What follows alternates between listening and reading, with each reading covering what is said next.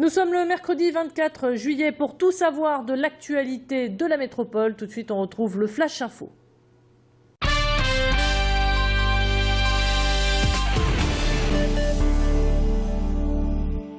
Après Marseille et Strasbourg, le consulat de Pologne de Lille déménage. 90 ans qu'ils étaient installés, boulevard Carnot. Les Polonais devront se rendre dorénavant à Paris ou à Lyon, les deux restants. Et cela attriste la communauté polonaise forte présente dans la région.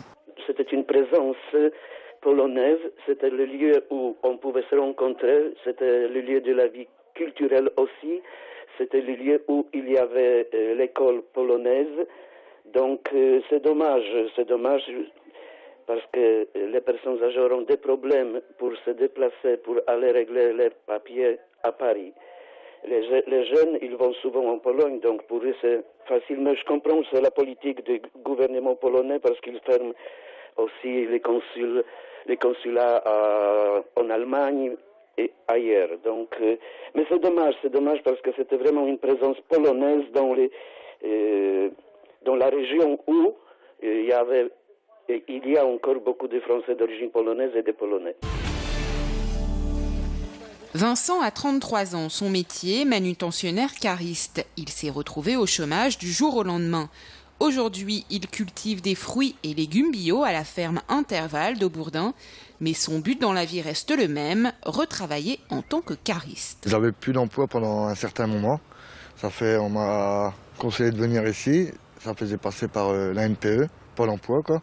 Et puis, j'ai intégré ici cette société. Que grâce à eux, j'ai pu repasser mes cassettes en chariot élévateur. Puis après, j'ai passé mon permis de conducteur d'engin.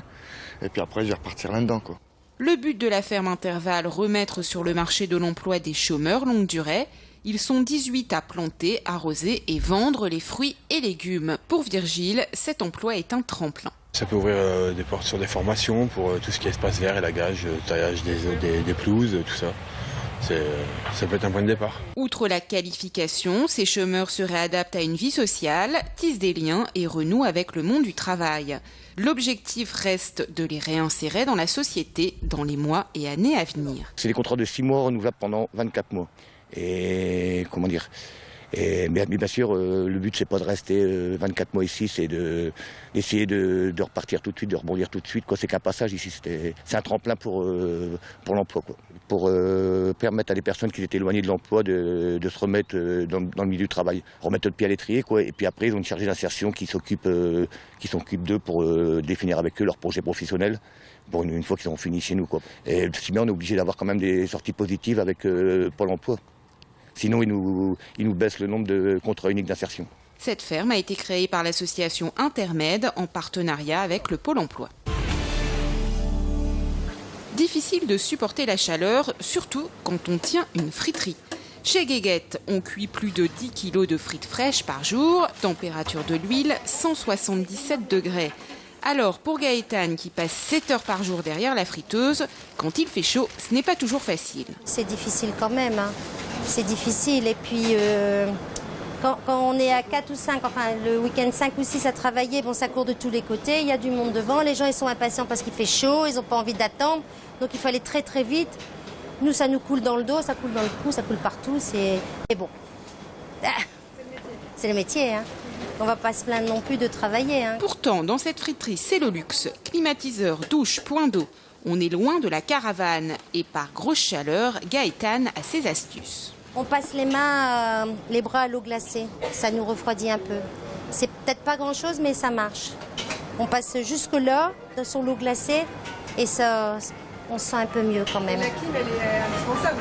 La clim, elle est indispensable, malgré que les portes y restent ouvertes. Ça fait un petit peu de frais qui rentrent. Parce que quand la clim, elle fonctionne pas, c'est pire.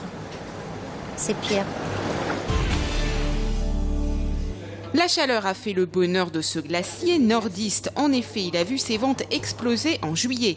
Après un mois de juin mitigé, avec 35 degrés, une des solutions pour se rafraîchir, c'est de déguster une glace ou un sorbet. Mangue, pistache, framboise, vanille, il y en a pour tous les goûts.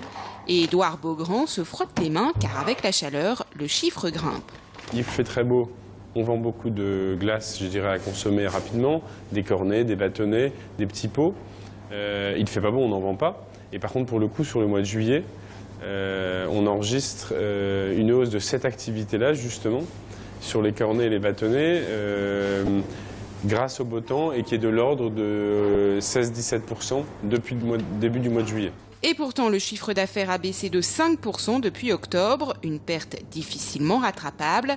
Mais grâce à leurs gâteaux de communion, baptême et mariage, ce glacier artisanal ressent moins cette baisse. Pendant l'été, les favoris restent le cornet et les petits pots. L'été, ce qui se vend le plus chez nous, c'est principalement tout ce qui est cornet, bâtonnet, des petits pots, des pousse-pousse, des glaces sous forme de sandwich, que nos clients apprécient de manger quand il fait beau de façon individuelle. Et après, on a aussi, globalement, le soleil fait du bien à la glace d'une manière générale, donc tout ce qui est gâteau glacé, que ce soit de l'individuel, du 5 parts, du 10 parts, du 15 parts, on le ressent bien aussi, mais là où c'est le plus marqué, c'est sur les cornets et les bâtonnets.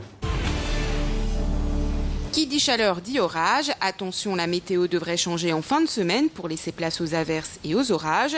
Il est conseillé d'éviter d'utiliser le téléphone et les appareils électriques. Et il est évidemment déconseillé de sortir durant l'épisode orageux. Et c'est ainsi que s'achève cette édition. On se retrouve dans un instant pour votre météo.